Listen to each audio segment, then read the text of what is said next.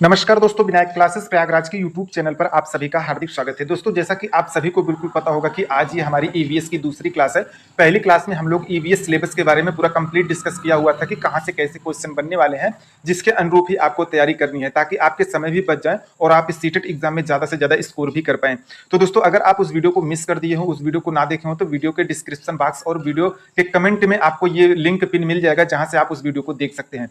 आज दोस्तों मैं आपको बता दूं कि ये अपनी दूसरी क्लास है जिसमें मैं आपको पर्यावरण अध्ययन के बारे में बताऊंगा। तो चलिए दोस्तों, बिना किसी देरी के आज की इस क्लास को हम लोग स्टार्ट करते हैं, जो कि आपके परिवार और मित्र पर होगा, जो कि आपको सिलेबस में मैंने आपको बताया था कि यहीं से आपका जो ईवीएस का दूसरा क्लास है वो स्टार्ट हो जाएगा। लेकिन दोस्तों, परिवार और मित्र को शुरू करने से पहले हम लोग पर्यावरण पढ़ रहे हैं तो उससे के बारे में थोड़ा सा जान लेना जरूरी हो जाता है, क्योंकि यहाँ से भी आपके कई प्रश्न बन जाते हैं। दोस्तों, यहाँ पर मैं सबसे पहले बात करूँ पर्यावरण की परिभाषा के बारे में, तो यहाँ पर आप बिल्कुल देख सकते हैं कि पर्यावरण परिधन आवरण दो शब्दों से मिलकर बना होता है, जिसके अंतर्गत सभी सजीव और निर्जीव वस्तुएं तथा पदार्थ सम्मिलित होते हैं। अगर दोस्तों यहाँ पर हम इसके सामान्य से अर्थ की बात करें तो यहाँ पर परिधन आवरण का अलग अलग अर्थ होता है, जिसमें परि का अर्थ होता है चारों तरफ और आवरण का अर्थ होता है घिरा हुआ, अर्थात हमारे आसपास के ऐसे भूभाग जिनसे हम घिरे हुए होते हैं उन्हीं को ही हम पर्यावरण कहते हैं।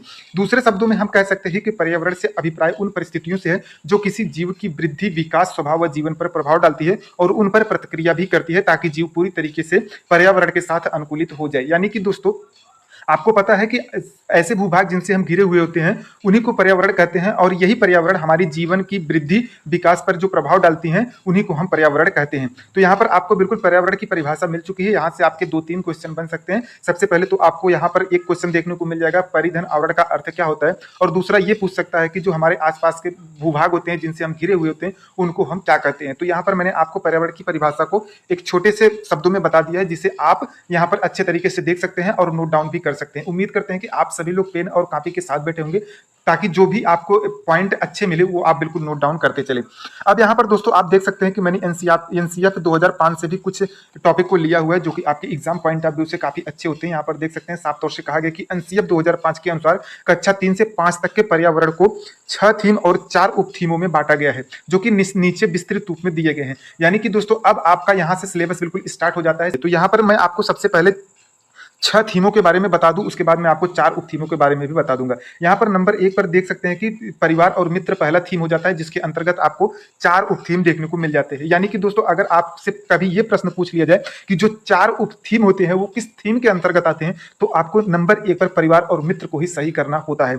दूसरे नंबर पर अगर हम थीम की बात करें तो भोजन होता है, जो कि आपके सिलेबस में बिल्कुल शामिल किया गया है। इससे कैसे क्वेश्चन बनेंगे इस पर भी हम लोग आगे डिस्कस करने वाले हैं। नंबर 3 पर आश्रय है, नंबर 4 पर पानी है, नंबर 5 पर भ्रमण है, और नंबर 6 पर वे चीजें हैं जो हम बनाते और करते हैं। तो यानी कि मैं यहाँ पर एक एक टॉपिक लेके चलूंगा। सबसे पहले मैं परिवार और मित्र लूंगा, उसके बाद इसके जो 4 उप थीम है उन सभी चीजों के बारे में मैं आपको बताऊंगा, उसके बाद नंबर 2 पे मैं भोजन स्टार्ट करूंगा। तो बिल्कुल आपकी क्लास जो है वो सिस्टमेटिक चलने वाली है, आपको आगे अब आने वाली एक भी वीडियो मिस नहीं करनी है। तो चलिए दोस्तों आगे बढ़ते हैं। अब देखते हैं कि परिवार और मित्र किसे कहते हैं। सबसे पहले हम लोग परिवार के बारे में देखेंगे, उसके बाद हम लोग मित्र के बारे में देखेंगे। मैंने आपको बताया था कि मैं बहुत अच्छे तरीके से बिल्कुल पीपीटी को डिजाइन किया हूं, तो अगर आप बिना स्किप किए वीडियो को देखते हैं तो अब से आपको ईवीएस की कोई दूसरी भी वीडियो देखने की जरूरत नहीं पड़ने वाली है। सबसे पहले अगर हम लोग यहाँ पर परिवार की बात करें तो परिवार शब्द जो होता है वो अंग्रेजी के फैमिली शब्द का हिंदी रूपांतर होता है, और जो लैटिन भाषा के फैमुलस शब्द से बना होता है। यह समाज की पहली इकाई होती है जिसके 2 अर्थ होते हैं। यानी कि इस पॉइंट से आपको 2 क्वेश्चन देखने को मिल गए कि अंग्रेजी भाषा के फैमिली शब्द का हिंदी रूपांतर क्या होता है, यानी कि परिवार होता है, और हिंदी। और यहाँ पर आप एक और प्रश्न बन जाता है जो कि होता है कि परिवार को लैटिन भाषा में लैटिन भाषा के किस शब्द से बना होता है। तो यहाँ पर आपकी 2 क्वेश्चन आपके मिल गए हैं। तीसरा प्रश्न यहाँ पर ये देखिए मिल जाता है कि समाज की पहली इकाई होती है, यानी कि आपसे डायरेक्ट क्वेश्चन ये पूछा जाएगा कि परिवार समाज की कौन सी इकाई होती है। अब यहाँ पर अगर हम परिवार के एक संकुचित अर्थ के बारे में समझें तो यहाँ पर देख सकते हैं कि परिवार का जो संकुचित अर्थ होता है वो नौकर होता है, क्योंकि जो पश्चिमी देश होते हैं जैसे कि अमेरिका आदि में माता पिता के पास केवल बच्चे के पालन पोषण का ही अधिकार होता है, उसके अलावा उनके पास और कोई भी अधिकार नहीं होता है। तो इससे यहाँ पर परिवार का संकुचित अर्थ जो है निकल कर आ जाता है। वहीं पर अगर हम नंबर 2 पर बात करें तो नंबर 2 पर आ जाता है परिवार का व्यापक अर्थ, यानी कि परिवार का एक व्यापक अर्थ भी होता होगा। अगर आपको यहाँ पर परिवार का संकुचित अर्थ देखने को मिलता है तो परिवार का व्यापक अर्थ भी देखने को मिल जाएगा। परिवार का व्यापक अर्थ क्या होता है? परिवार का व्यापक अर्थ समाज की एक ऐसी इकाई से है जिसके अंतर्गत माता पिता व उनके विवाहित अविवाहित बच्चे व अन्य सदस्य भी शामिल होते हैं जो अपने अधिकारों, कर्तव्यों व उत्तरदायित्व की भूमिका को निभाते हैं। यानी कि ऐसे परिवार जो एक साथ रहते हो, चाहे उसके अंतर्गत उनके माता पिता, विवाहित और अविवाहित बच्चे, दादा दादी कोई भी हो, अगर एक साथ रहते हैं और अब वो अपने कर्तव्यों का निर्वहन अच्छे तरीके से करते हैं तो उसे हम परिवार कहते हैं। अब यहाँ पर मैंने एक नोट के तहत कुछ ऐसे टॉपिक को कवर किया हुआ है जो कि आपके एग्जाम पॉइंट ऑफ व्यू से काफी इंपॉर्टेंट हो जाते हैं और हर बार परीक्षा में ये पूछे जाते हैं। देखिए यहाँ पे सबसे पहले अगर नंबर की बात करें तो बालक जन्म के समय न तो सामाजिक तथा न ही असामाजिक होता है। नंबर 2 पर यहाँ पर आपका आ जाता है जब दो या दो से अधिक लोग एक दूसरे को अंतःक्रिया द्वारा प्रभावित करते हैं तो वहां पर समाज का निर्माण होता है। यानी कि आपको इस तरीके से क्वेश्चन पूछ सकता है कि समाज का निर्माण कैसे होता है, तो आपको बिल्कुल ये पेडालॉजी के सेक्शन में पूछे जाने की संभावना ज्यादा रहती है, क्योंकि वहां पर आपको ऑप्शन ऐसे दिया जाएगा कि जब दो या दो से अधिक लोग एक दूसरे को अंतःक्रिया द्वारा प्रभावित करते हैं तो उसे हम क्या कहते हैं। तो यहाँ पर आपको हो जाएगा उत्तर सही कि यहाँ पर उस समाज का निर्माण हो जाता है। और नंबर 3 पर अगर हम बात करें तो परिवार बालक की शिक्षा का अनौपचारिक साधन होता है। ये भी आपको क्वेश्चन कई बार देखने को मिला होगा कि परिवार बालक के शिक्षा का औपचारिक साधन होता है, अनौपचारिक साधन होता है, या इनमें से सभी होता है या इनमें से कोई नहीं होता है। तो यहाँ पर आपको अनौपचारिक साधन पर बिल्कुल टिक कर देना है, क्योंकि यहाँ पर आप बिल्कुल देख सकते हैं कि परिवार बालक के शिक्षा का अनौपचारिक साधन होता है। यहाँ पर आप देख सकते हैं कि मैंने यहाँ पर आपको ज्यादा से ज्यादा 3 से 4 मिनट की वीडियो प्रोवाइड की और आपको कम से कम 5 से 7 क्वेश्चन यहाँ पर आपको देखने को मिल गए जो कि आपके एग्जाम पॉइंट ऑफ व्यू से काफी अच्छे हैं और हर बार आपके एग्जाम में पूछे जाते हैं।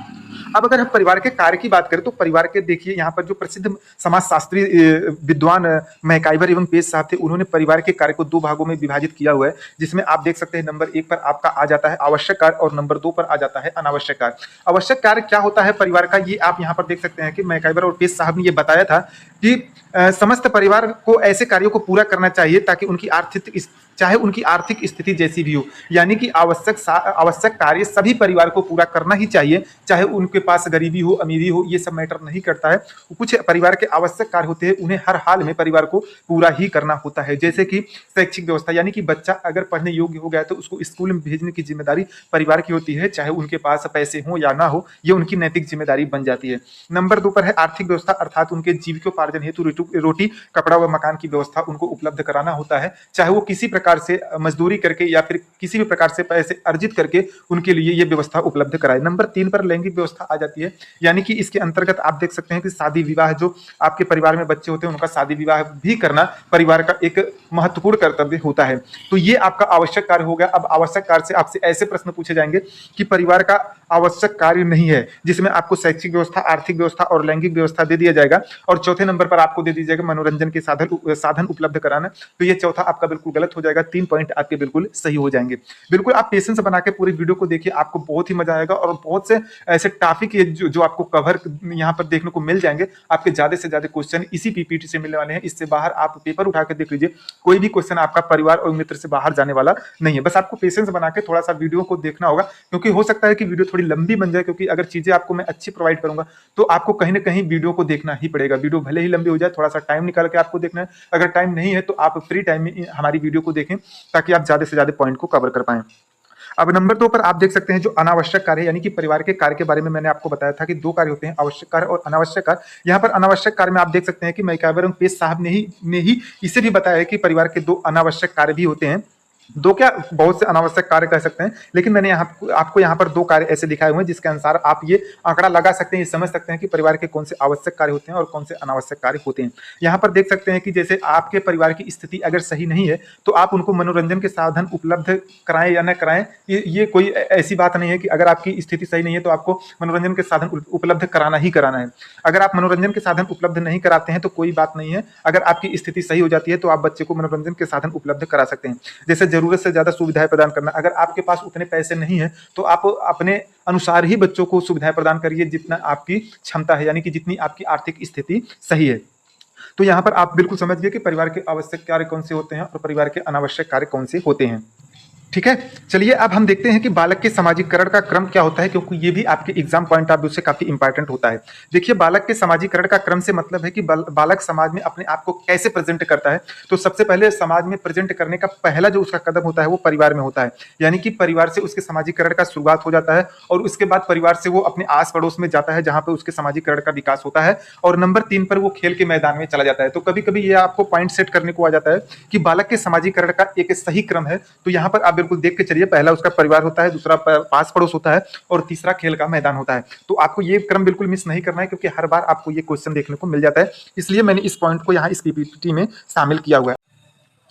ठीक है दोस्तों, तो चलिए अब हम आगे चलते हैं। आप यहाँ पर देख सकते हैं कि मैंने नोट करके कुछ महत्वपूर्ण टॉपिक को यहाँ पर कवर किया हुआ है, जो कि आपके एग्जाम पॉइंट ऑफ व्यू से काफी इंपॉर्टेंट है। यहाँ पर आप देख सकते हैं कि साफ तौर से कहा गया कि परिवार में बालक की प्रथम गुरु उसकी माँ होती है। यानी कि दोस्तों, मैं आपको बिल्कुल बता दूं कि ये प्रश्न बहुत ही इंपॉर्टेंट है और आपके एग्जाम में बहुत ही बार पूछे गए हैं कि बच्चे का जो प्रथम गुरु होता है वो कौन होता है। तो यहाँ पर आपको बिल्कुल माँ सही कर देना है कि माँ यहाँ पर उस बच्चे की प्रथम गुरु होती है। वहीं पर प्लूटो के अनुसार परिवार बालक की प्रथम पाठशाला होती है। यानी कि आपको ये भी क्वेश्चन देखने को मिल जाएगा कि बालक की प्रथम पाठशाला क्या होती है, तो वहां पर आपको बिल्कुल परिवार उत्तर सही कर देना है। लेकिन ध्यान रहे, जब भी आपसे यह प्रश्न पूछे कि बालक सामाजिकरण का प्रथम पाठ किससे सीखता है और विकल्प में परिवार व माँ दोनों हो, तो विकल्प में माँ ही आपको हमेशा उत्तर सही करना है, क्योंकि यहाँ पर बालक जो है सामाजिकरण का प्रथम पाठ जो है वो माँ से सीखता है। लेकिन अगर विकल्प में माँ नहीं है तो आपका परिवार सही हो जाएगा, और अगर परिवार व माँ दोनों है तो उसमें से माँ आपका बिल्कुल सही हो जाएगा। उम्मीद करते हैं कि ये दोनों पॉइंट आपको बिल्कुल अच्छे से समझ में आ गई होंगी, क्योंकि ये दो पॉइंट से आपके हर बार एक ना एक क्वेश्चन पूछे जाते हैं।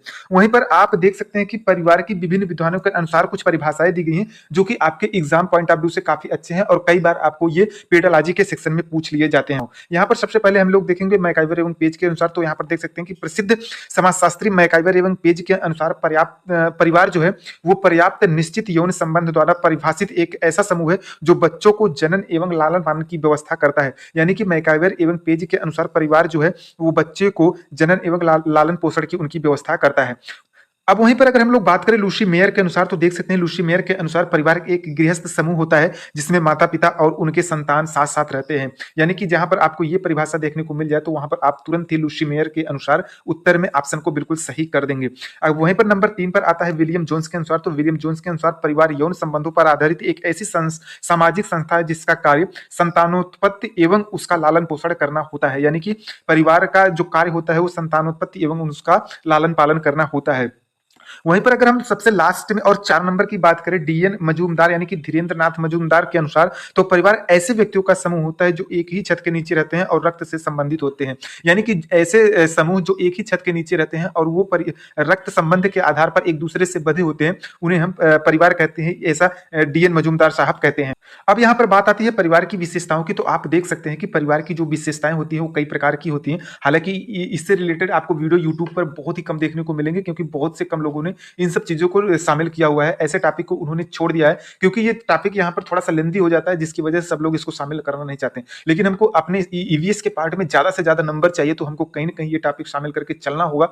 इन सब चीजों के बारे में भी पढ़ना होगा, अदरवाइज आपके नंबर जो है वो धीरे धीरे एक एक करके कम होते चले जाएंगे और परिणाम ये निकलेगा कि आप ईवीएस के सेक्शन में कहीं ना कहीं फेल हो जाएंगे। तो आपको परिवार की विशेषताओं को भी पढ़ना है। परिवार की विशेषताएं यहाँ पर आप देख सकते हैं बिल्कुल साफ तौर से दिया गया कि सभी परिवार में कुछ ऐसी विशेषताएं विद्यमान होती है जिसके आधार पर इन्हें अन्य समूहों से पृथक यानी कि अलग किया जा सकता है, जिसमें कुछ तो सामान्य विशेषताएं होती हैं और कुछ जनजाति संदर्भ में विशिष्ट होती हैं, जो कि निम्नवत है। नीचे सारी चीजें बिल्कुल व्याख्या सहित दी गई हैं। आपको मैं सारी चीजें बिल्कुल एक एक पॉइंट करके बताऊंगा, तो आप बस वीडियो को लगातार देखते रहिए बिना स्किप किए हुए।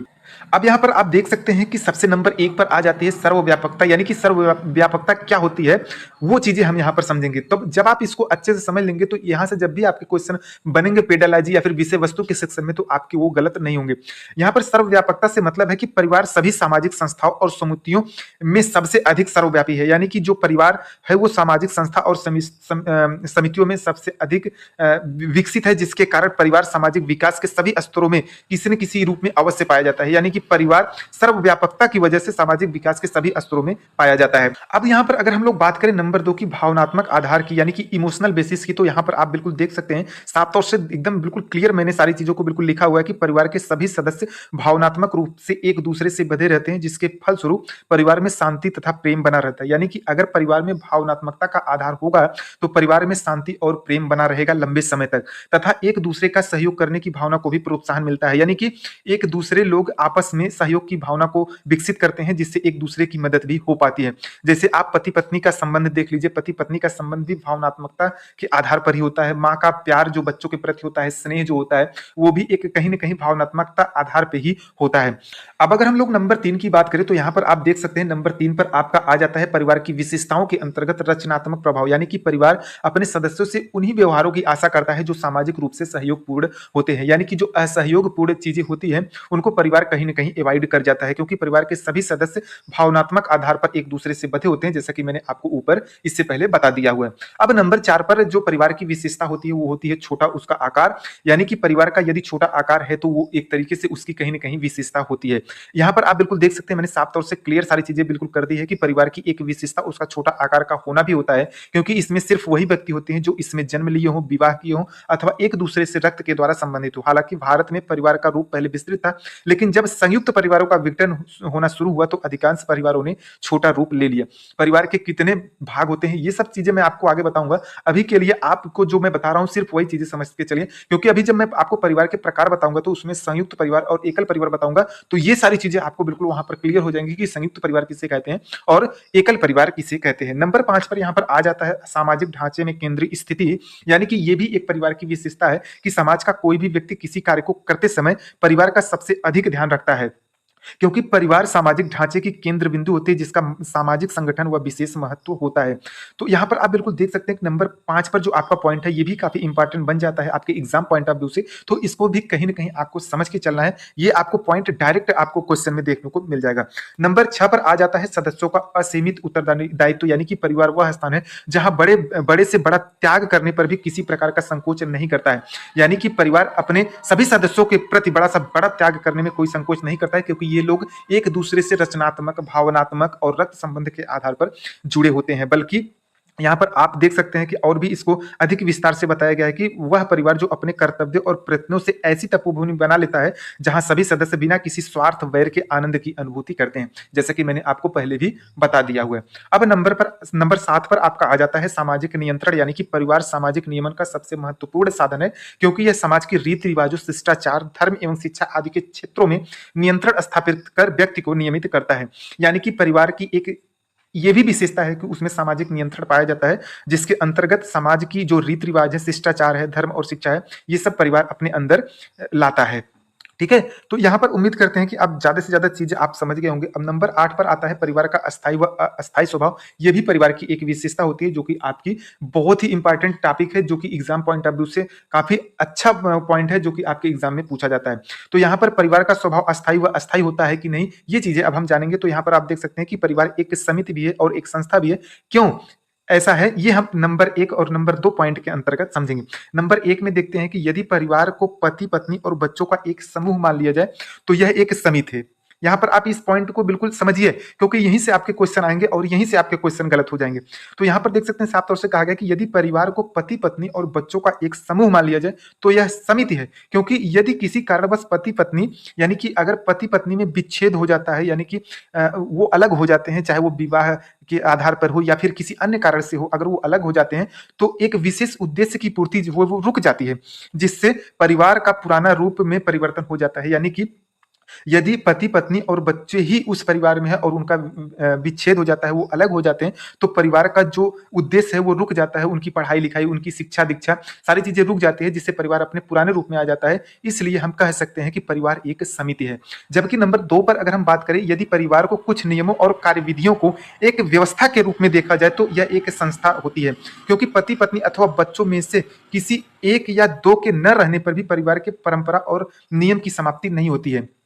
यानी कि इसका कहने का मतलब ये है कि परिवार एक जो है वो संस्था भी है, क्योंकि अगर मान लीजिए आपके परिवार में पति पत्नी और बच्चे हैं, लेकिन अगर मान लीजिए किसी कारणवश से पति की मृत्यु हो जाती है या फिर उनमें अलगाव हो जाता है, तो भी परिवार का जो वो परंपरा है वो उसकी समाप्ति नहीं होती है, उसके नियम की समाप्ति नहीं होती है, वो निरंतर ऐसे ही चलती रहती है। इसलिए हम कह सकते हैं कि परिवार का स्वभाव अस्थायी व अस्थायी दोनों है। तो जब भी आपसे क्वेश्चन पूछा जाए कि परिवार एक अस्थायी संस्था है या फिर अस्थायी संस्था है, तो आपको बताना है कि परिवार एक समिति भी है, एक संस्था भी है। यह एक अस्थायी व अस्थायी दोनों इसका स्वभाव होता है।